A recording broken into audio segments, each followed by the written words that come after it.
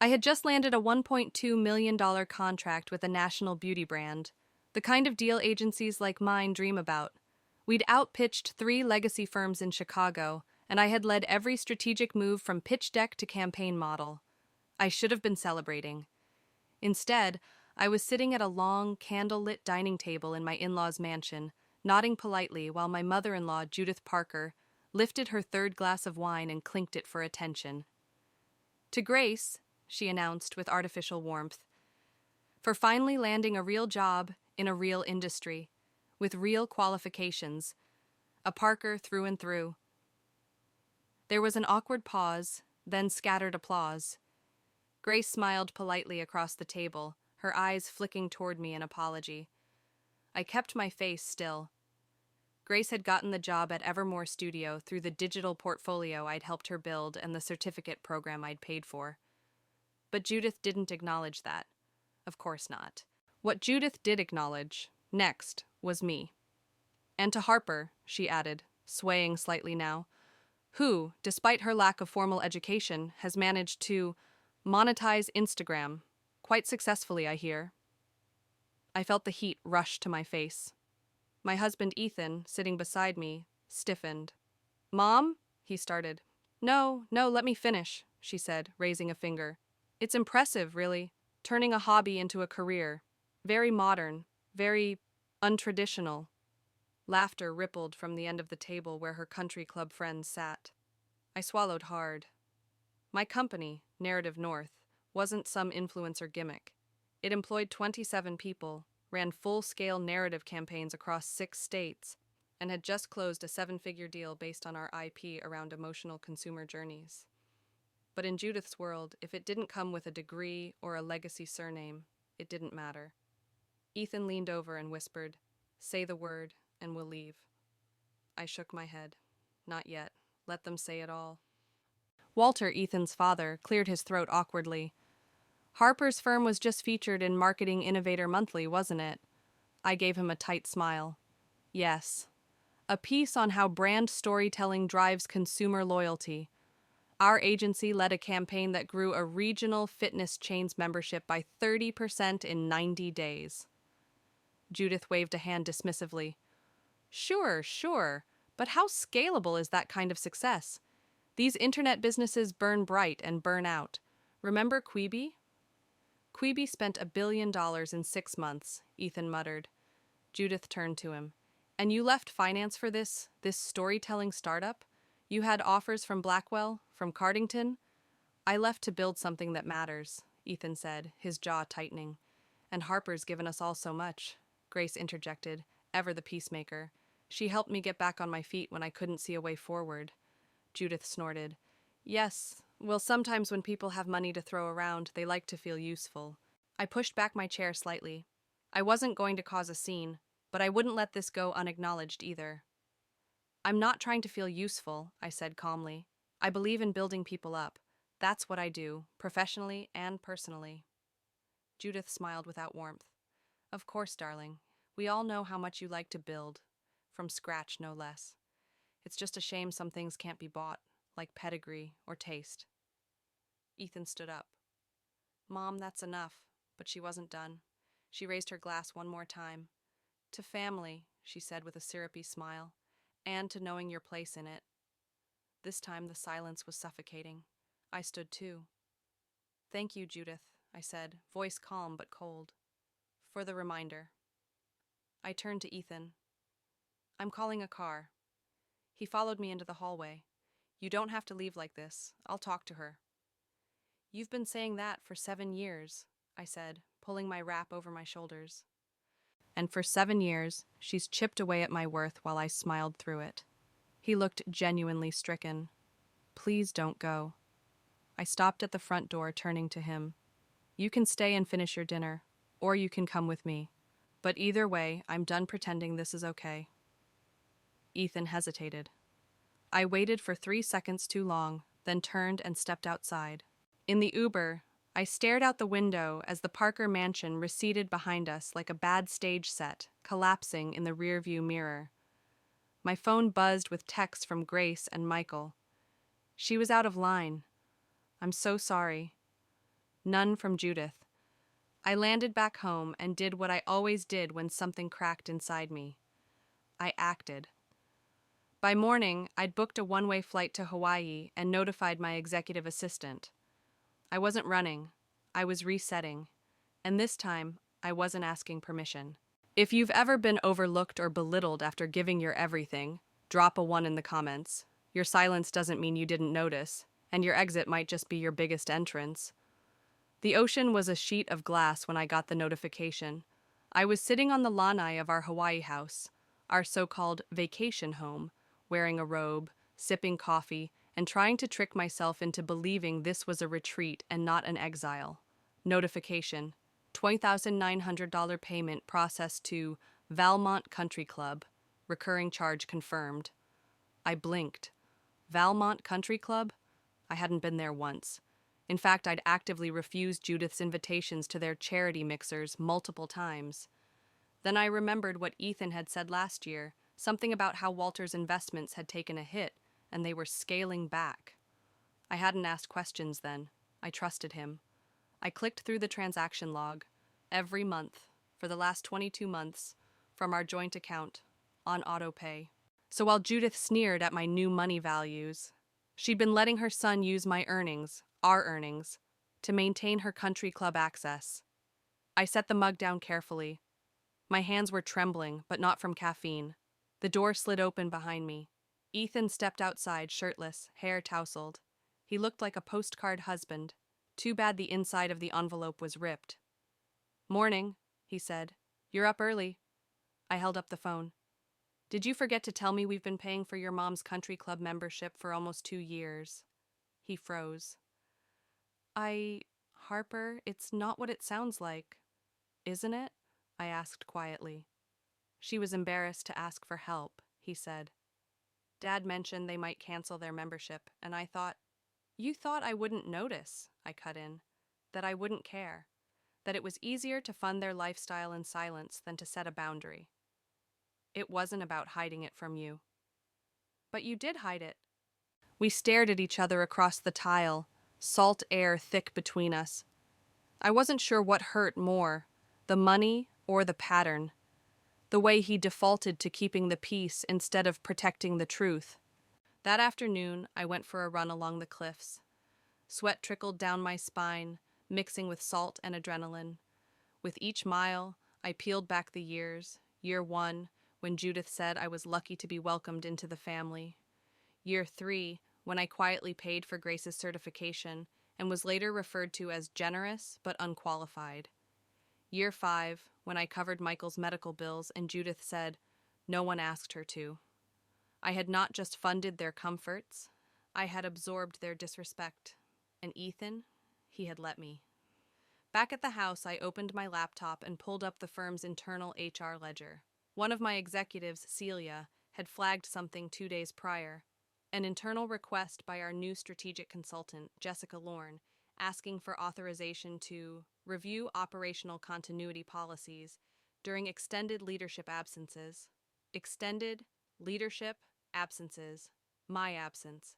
Jessica had joined us 3 months ago. She was sharp, credentialed, and confident in that way only Ivy League consultants are. Ethan had vouched for her, and now she was documenting how to run the company without me. I called Celia. "Send me the full thread." She did, along with a voice memo. "Just wanted to make sure you were looped in, Harper. There's been a vibe, like Jessica's positioning herself as the next in line. Ethan's not pushing it, but he's not stopping it either." I stared at the screen.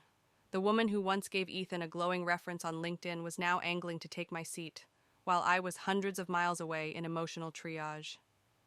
That night, Ethan grilled swordfish like nothing had happened. "I moved our next board sync," he said. "Figured you'd want to stay unplugged for the weekend." "How thoughtful," I said coolly. He glanced up. "Okay, that tone." I set my wine down. "You gave Jessica access to my operational continuity documents, without telling me." His face paled. "That wasn't—" Jessica said it was just procedural. She said it was standard contingency planning while you were traveling." "Contingency planning?" I repeated. Is that what we're calling a leadership transition proposal now? She never said anything about transition. She didn't have to, Ethan. She called me a PR risk in her deck. His shoulders slumped. I didn't see that version. You didn't look. The silence between us roared louder than the waves. I couldn't sleep. At 2:17 a.m., I went back to the lanai, wrapped in a blanket, and started drafting an email. Not to Ethan, not to Jessica, to the board. Subject: Narrative North. Urgent governance review request. I attached Jessica's memo, added screenshots, cross-referenced language in the HR handbook. I cited performance metrics, client retention rates, my direct contributions to year-over-year revenue increases. Every word was calm, bulletproof, and ice cold. The truth? I wasn't stepping back. I was gearing up. If you've ever built something from nothing, only to watch others try to sideline you from your own story, type 2 in the comments. Let's talk about how to reclaim the narrative. The next morning, Ethan walked into the kitchen with coffee and a guilty smile. I moved Jessica off the operations call, he said like it was a peace offering. I didn't look up. I was already logged into Zoom. She won't be on it, I said, because I just filed a formal request to have her removed entirely. He blinked. You did what? I smiled at him sweetly. Tell your friend Jessica this. If she wanted my seat, she should have built the damn table herself. I wasn't snooping. Let's make that clear. I was looking for the project timeline Ethan promised to forward. His iPad was on the kitchen island, still unlocked from his morning call with the finance team. I tapped open mail, and that's when I saw it. Subject line: Narrative Succession, Contingency Phase 2, Draft. Sender: Jessica Lorne. Recipients: Ethan Parker, C. Hastings, Board, J. Kwan, Legal. I opened it. I read it. I read it again. And just like that, my stomach dropped into the floor. The attached PDF wasn't just some procedural memo, it was a 22-page transition proposal, complete with a timeline, risk assessment, and preliminary rebranding slides. Phase 1. Interim leadership established under COO Parker. Phase 2. External audit for founder-dependent instability. Phase 3. CEO replacement, rebrand to Northlab Strategies. My name wasn't even on the org chart. My title had been replaced with Founding Contributor, Inactive. I stood there for nearly a full minute, unmoving, while my heartbeat pounded like a war drum in my ears. Ethan walked in, towel around his neck, fresh from his morning run. Hey babe, you see my shaker bottle? I didn't answer. I turned the iPad toward him. The screen glowed. He froze mid-step. What is this? I asked, flat, deadpan. His mouth opened, closed. Harper, she wasn't supposed to send that yet. She wasn't supposed to send it? I echoed. Not she wasn't supposed to write it? She's thinking ahead. It's a worst-case backup plan. You've been away. The board's nervous. She's just covering options. She has a logo, Ethan, I said, voice shaking. She rebranded my company while I was recovering from your mother calling me trash. He stepped forward. I never approved that. I swear. But you got the email. Yes, but you didn't respond. You didn't object. You didn't forward it to me. I set the iPad down slowly. You let her start erasing me from my own business. We didn't speak for hours. Ethan retreated to the guest room. I retreated into fire. That night, I called Christine Hastings, our most senior board advisor. I need an emergency session, I said. Tomorrow morning, full board, no observers. Christine didn't hesitate. Jessica's getting bold, huh? You saw it? I asked. I wasn't supposed to, she admitted. But I've got eyes everywhere, and you're not the only founder she's done this to, Harper. But you might be the first who fights back before she locks the gate. I spent the next 12 hours rebuilding my authority brick by brick. First, I revoked Jessica's special access privileges through our legal ops system. Second, I compiled a timeline of my strategic contributions over the last fiscal year, campaign metrics, closed contracts, key personnel hires. Third, I drafted a counter document titled Narrative North Continuity, Founders Clause Reinforcement, that reasserted my sole executive rights unless removed by unanimous board vote for cause. I sent it at 6:58 a.m. The board call at 9 a.m. was quiet but electric. Jessica, unsurprisingly, didn't show. Christine opened the meeting. "This isn't a review," she said crisply. "This is a boundary setting." I kept my tone cool, controlled, legal grade, calm. "I have reviewed the memo Jessica sent behind my back. I've reviewed the recipients. I've seen the logo. I've seen the plan to remove me from the company I built, while I was grieving and processing a years-long pattern of family abuse." One of the board members, Jonah Kwan, cleared his throat awkwardly. "We weren't trying to undermine you, just trying to protect continuity in your absence." "Then I suggest you protect it by not gutting your founder's credibility through backdoor deals," I said, "because I'm still here, and I'm not going anywhere." After the call, Ethan stepped into the office, sheepish. "I didn't know how far she'd taken it," he said. "She told me it was just for legal contingencies." "And you believed her?" I asked. "After I warned you what she was doing?" "I didn't want to believe a friend would—" "She's not your friend, Ethan. She's a parasite. And you opened the door." He ran a hand through his hair. "I should have stopped her. I should have come to you sooner. I just thought maybe things would settle on their own." "Things don't settle when you're passive," I said. "They rot." He sat down, head in his hands. "What do you want me to do?" he asked. I looked at him for a long moment. "I want you to decide what you're loyal to," I said finally. "Me, or the version of peace that protects everyone except your wife." Later that day, Christine texted me, "Motion to remove Jessica past 5-0. You're clean, but you should consider a founder protection clause permanently." I already had, and by evening my lawyer had drafted it. I signed it electronically while looking out at the water, watching the horizon disappear behind a streak of setting orange. My name, Harper Blake, CEO, shimmered on the screen like a signature of survival. If you've ever had your worth quietly erased while others pretended it was for your own good, drop a 3 in the comments. Because silence is never protection when it hides betrayal. That night, Ethan came into the bedroom holding a folded letter. "It's from Jessica," he said, almost like a warning. I opened it.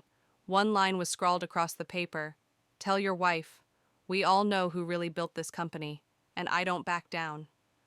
I looked up at Ethan. "She just made her first real mistake," I said. "She thinks I'll play defense." I folded the paper, eyes sharp. "She has no idea what I've already set in motion." The email came at 8:16 a.m. from the same investor who once called me the future of narrative marketing. Subject line: reconsideration of partnership terms, board concerns regarding founder stability. I stared at the body of the message. It was polite, slick, laced with corporate concern and underlying betrayal. "Given recent internal transitions and visibility of founder disputes, our firm is pausing funding discussions until structural clarity is restored. Please advise if leadership reorganization is underway or planned." Translation: someone had gotten to them, and that someone was still whispering stories I hadn't authorized. My phone buzzed. Text from Christine. "Investor spooked. Jessica leaked something. Probably version of that Succession doc. Want me to go nuclear?" I typed back, "No, I will." At 11:00 a.m. sharp, I entered the glass boardroom of Narrative North's Michigan office for the first time in nearly 6 weeks. The air smelled of filtered espresso and expensive nervousness. My team stood when I walked in. Ethan was already seated near the end, 2 chairs between us, both empty. "I've called this meeting," I began, "not to defend my leadership, but to define it, on my terms, in public, with no more rooms I'm excluded from." The projector behind me lit up. Slide 1. Founders don't get replaced. They get remembered. What followed wasn't a rant, it was a reclamation. I showed growth charts, market share wins, client renewals. I revealed an internal review showing that 80% of last quarter's closed deals were initiated through campaigns I directly led. I read aloud Jessica's succession plan, highlighting the portions that mirrored ideas from my past pitches, verbatim. And then I paused, looked around the room. "I didn't come back here to ask for permission," I said. "I came to lock the door behind me." I reached for the final document in my folder. A new clause. Founder protection rights, legally binding. It prevented any leadership transfer without a 2/3 board vote and founder consent. I've already filed it with our council, I added. Effective immediately. Christine smiled. One of the investors exhaled. Ethan didn't move. After the meeting, he found me in the stairwell, alone. That was surgical, he said. You were incredible. I had no choice, I replied. You saw what she was doing. You saw it days ago. I didn't think it would go that far. I thought I could contain it. I was wrong. I turned to him, really looking at him for the first time since Hawaii. I didn't need you to contain her. I needed you to protect me. I know. His voice cracked. And I failed. A long silence stretched between us. I didn't build this company to lose you, he said. And I didn't build it to be erased, I replied. He nodded slowly. What do we do now? That depends, I said. Are you ready to stop standing in the middle? That weekend, I got a call I hadn't expected from Judith. I heard you're back, she said, cool but cautious. I assume you're reasserting control. I let the pause linger. I assume you've been speaking to Jessica, I said. She made a few suggestions, Judith admitted. I thought they were interesting. She tried to steal my company, I said. That's not interesting, that's criminal. Judith exhaled. You've always been dramatic. I bit down on the words I wanted to say. Then I said something else. You know what the difference is between me and you, Judith? You married into money. I made it. She was silent. I don't need your approval. I never did. And I don't need your table. I built my own. Click. The next week, Narrative North launched its first West Coast office. We rebranded, not as North Lab, Jessica's version, but as Narrative Nexus, signifying connection, clarity, and roots. I gave a keynote at a Women in Leadership Summit titled The Power of Walking Away from People Who Never Clapped for You. It went viral on LinkedIn. Jessica tried to smear us through a whisper campaign. It failed. Christine forwarded me an internal email. Ms. Lorne is no longer under consideration for any advisory role with our group. I didn't gloat. I didn't need to. I had already won. At home, Ethan and I had long, raw conversations. We started couples therapy, not because we were broken, but because we finally stopped pretending things weren't. He stepped down from his operational role. I want to rebuild your trust, he said, but not from the inside out, from the outside in. He took a job with a nonprofit incubator in Kauai, helping underserved entrepreneurs build funding pitches, and he told his mother bluntly, respect Harper or lose access to both of us. Judith didn't like that, but she understood it.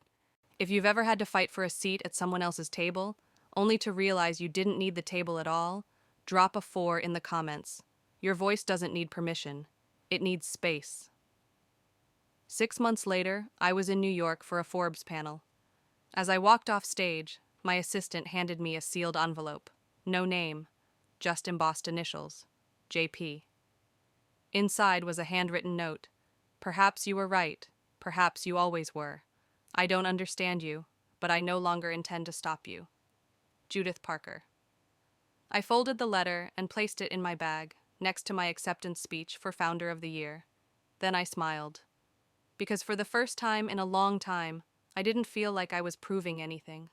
I was just building, on my terms. And this time, the table had my name carved into every corner.